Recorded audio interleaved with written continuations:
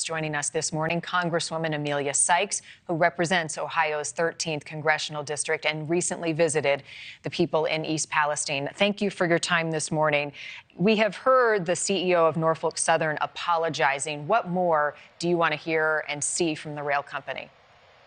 Thank you for having me on today. What we need to hear from the rail company is a full and complete apology to the people of East Palestine for the trouble that they have caused we've experienced for the last 2 weeks, and we may continue to experience for weeks, months, and perhaps years to come.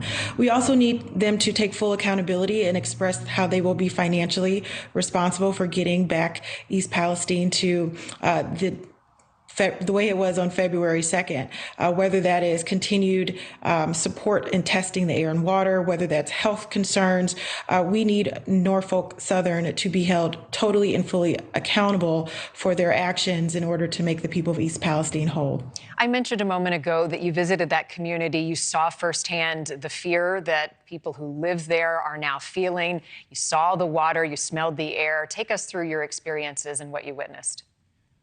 Well, really grateful to the people of East Palestine for allowing us to come in and help assess what's going on so we can be of need to them. I joined Congressman Johnson, who represents the area. My congressional district is just to the east of where East Palestine is.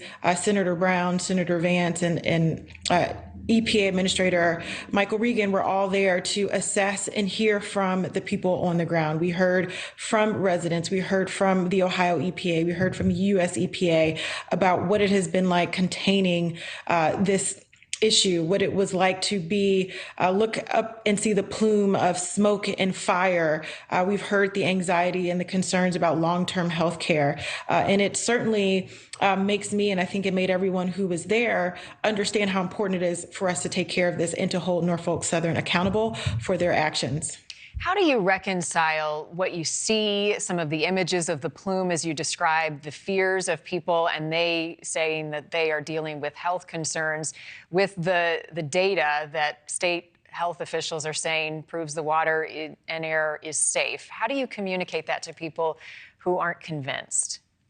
Well, first of all, we have to listen to the people who live in East Palestine. And if they are expressing concern, if they are showing rashes or they're experiencing headaches, stomach aches, or whatever they may be having in response to the February 3rd train derailment, we have to listen to them, and we have to make sure that our response is tailored towards them. It is the reason why Senator Brown, Johnson, and I sent a letter to the Department of Health and Human Services requesting additional testing, requesting Governor DeWine to accept the help so that they can stand up clinics in the area. So as people are starting to feel unwell, have continuing symptoms, they have somewhere to go and someone can help them through them. What we do not want to happen here is for an entire community of people to feel like no one cares about them.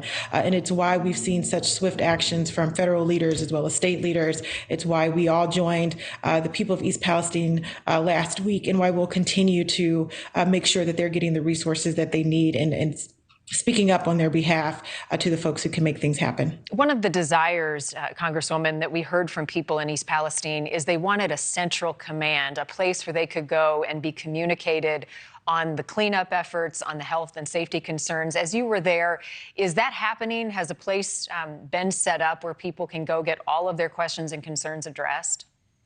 No, that has not happened yet. And it is very clear that that is a reason why there's a lot of confusion. Just the fact that the Ohio EPA is responsible for water, but the United States EPA is responsible for air, and being able to articulate that differentiation and why that happens is one of the reasons why we're experiencing and why residents are experiencing so much confusion and so much disinformation is able to fester around this issue. So I do know that I have been in communication with folks.